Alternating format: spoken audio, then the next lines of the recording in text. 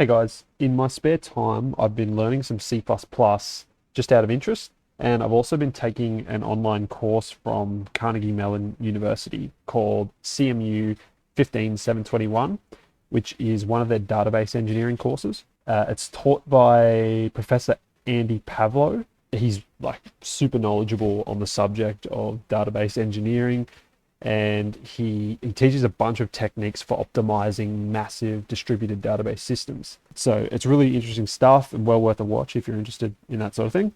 But I decided, why not get some practice with using C++ by actually implementing some of the stuff that I've been learning. In one of the lectures, Professor Pavlo, he mentions a data structure that I'd never heard of before called the Bloom filter. And I looked into it and it's really interesting. So I'm going to implement it today. So what is the Bloom filter? It's a data structure that's used mainly for checking whether an element is in a set. But what actually makes it interesting is that it's a probabilistic data structure. So if you ask it whether an element is in a set, it can give you back two answers: definitely no and probably yes. And the reason it can't say definitely yes is because there's always a chance that it will give you a false positive. I'll demonstrate this in a little bit. And you may be asking, why would we use a data structure that can't give us a definite yes answer? And the reason is it's super space efficient compared to something like a hash map. So just like anything in software development, it comes down to a trade-off. If you need space efficiency and you can tolerate a small bit of inaccuracy, then the Bloom filter might work for you. For example, Google uses Bloom filters in its search console so that it can do really fast lookup operations on like trillions of data points using basically maximum space efficiency. So the Bloom filter works like this. You start with an array of bits, and each index in the array is going to represent an element in our set.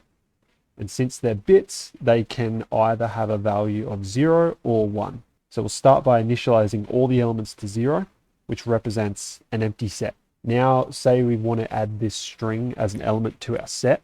To do this, we first send the string through a hashing function, which converts the string into a unique hash number.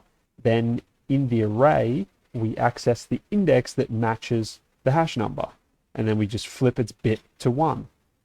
Then if we want to add another element to the set, do the same thing. Run the string through a hash function, get a unique hash number, access the index that corresponds with the hash number, flip its bit to 1.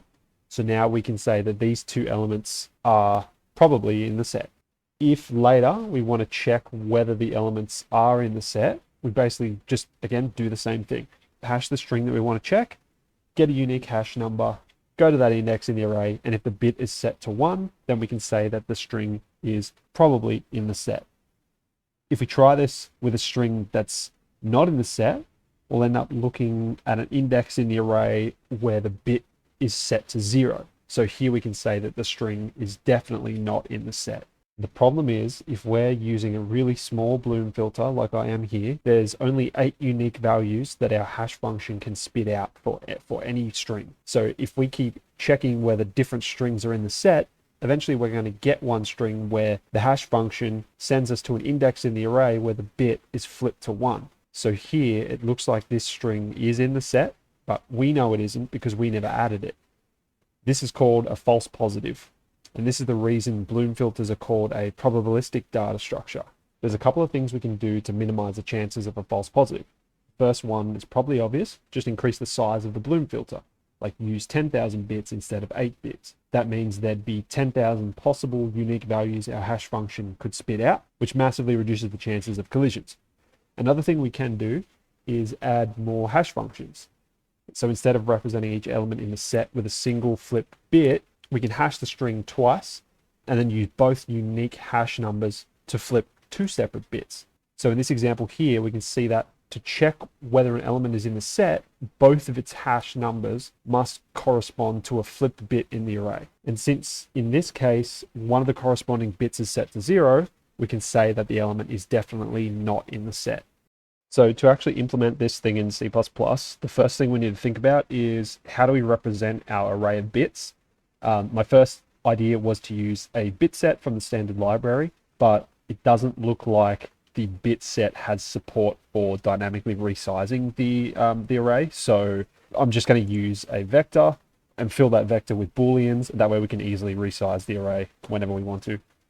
So I'll start by making a new header file that will contain our bloom filter class.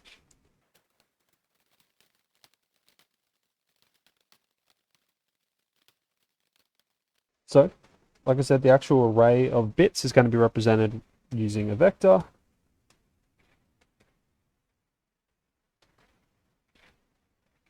And our bloom filter is going to need a constructor. And that constructor is going to take a length value that will initialize the length of our vector.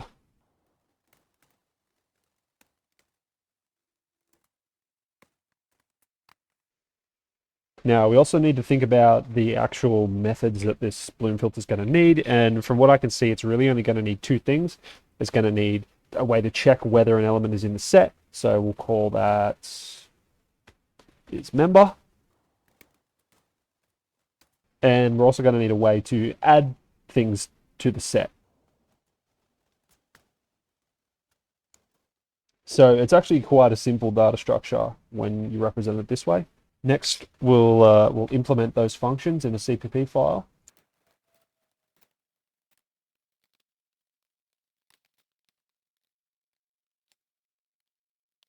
So we'll do the adding function first. To add an element to the set, we're going to have to do a few things. We're going to have to hash the string. We're going to have to somehow resize the hashed number to fit our bit set. And then we're going to have to actually update the bit set. So to hash the string, we could probably use a hashing function from the standard library. I'm sure that exists. I personally used a hashing function that I did my own implementation of. It's called the murmurhash function. It's a non-cryptographic hash function, meaning you can't use it to hash passwords and things like that. You can't use it in cryptography because it's easy to reverse the hash. But for what we're using it for, it is definitely usable.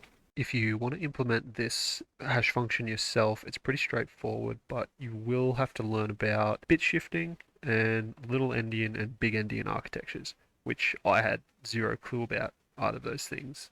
So it was a fun little side project. So we're going to bring the Murmur shared library into our project.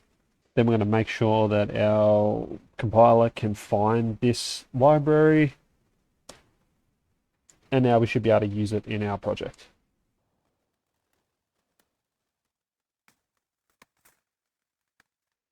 So we're going to use the murmur32 function, which hashes a string into a 32-bit integer. We're going to give it a random seed, whatever, doesn't matter.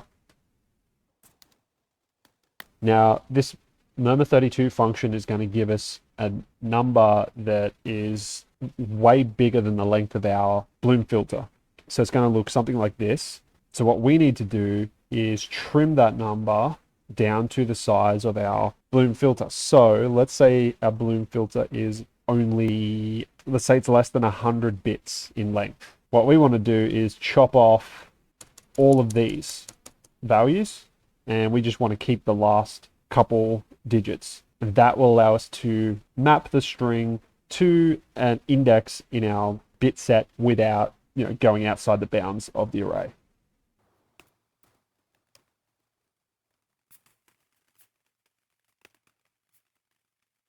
So to do that, we need to use the modulo operator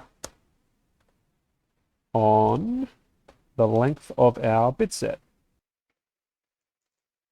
So at this point, we should essentially have a random number that will allow us to access a random index in our bit array. So now what we have to do is update our bit set by flipping the bit to 1, or in our case, flipping it to true, which represents a 1.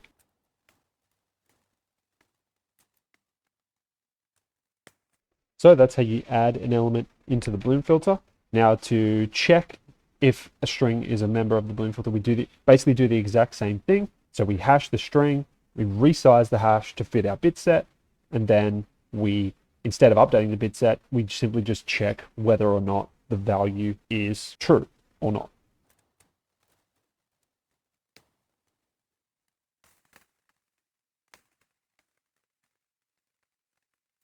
And that is basically it. So now I'm going to create a file where I can test all of this, make sure that we've got this thing going correctly, and we're also going to demonstrate some false positives.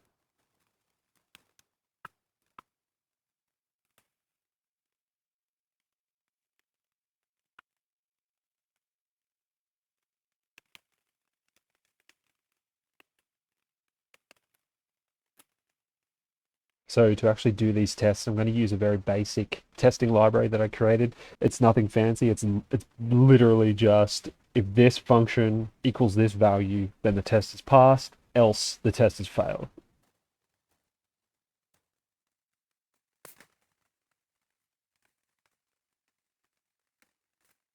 So we're just going to create a really small bloom filter with a length of 10 so that we can demonstrate some false positives. And we're just going to add a couple of elements to the bloom filter.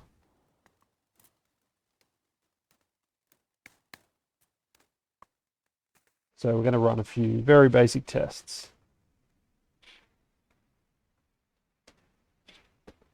For test one, we're going to expect that the bloom filter contains the string hello, and we would expect that to be true. Because we know that's true, we added it to the set.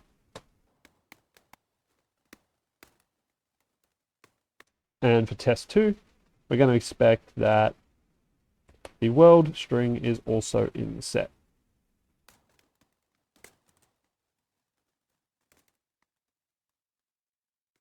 And for the third test, we're going to check whether the string Gandalf is in the set, and we would expect this to be false. If that test fails, it means we've had a false positive, which is totally possible given the small size of this bloom filter. So we would expect all of these tests to be green, but we know that test 3 can be red.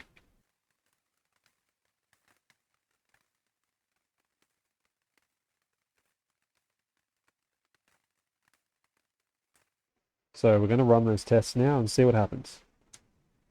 Awesome. So they all pass. Our bloom filter is working as expected.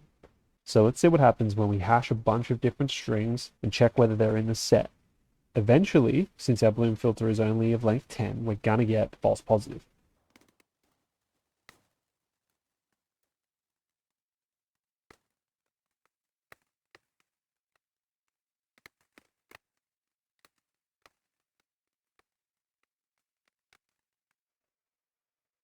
Okay, let's run the tests again, and we should see some false positives. Cool. Looks like we've got 2 false positives. So let's try to minimize the chances of this happening. So the first thing we're going to try is increasing the size of the bloom filter. We'll times it by 10. We'll make it 100 bits in length. Recompile, and hopefully we'll get 0 false positives here. Okay, so we got 1 false positive. Let's make it even bigger to almost guarantee that we're not going to get a false positive.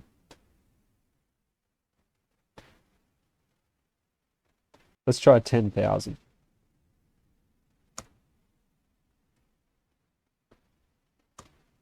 Boom, no false positives. Awesome. So the second thing we can do is add a second hashing function. So I'll set the size back to 10. If you remember, we had 2 false positives last time. So when we add a second hashing function, ideally we want to see less than 2 false positives. I'm going to bring in a second hashing function called the Fowler null vo hash function. This is like similar to the murmur function. It's another non-cryptographic hash function. It's perfectly suited for what we're using it for. We're going to add that into our project. And all we have to do is do a second hash, and then we need to resize the second hash and apply that to the bit set again.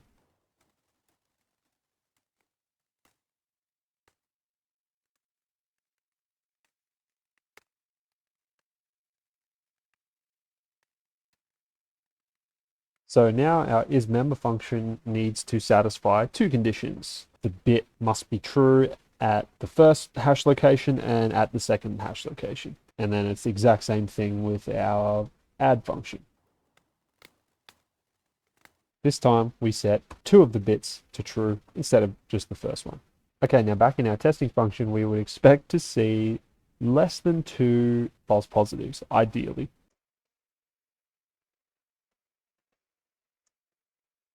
Awesome.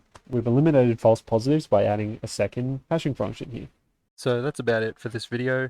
This is obviously a very basic implementation, and there's probably a few things that can be improved on. So, if you've got any criticisms or advice for programming in C++, please let me know. I'm always open to criticisms. Yeah, thanks for watching.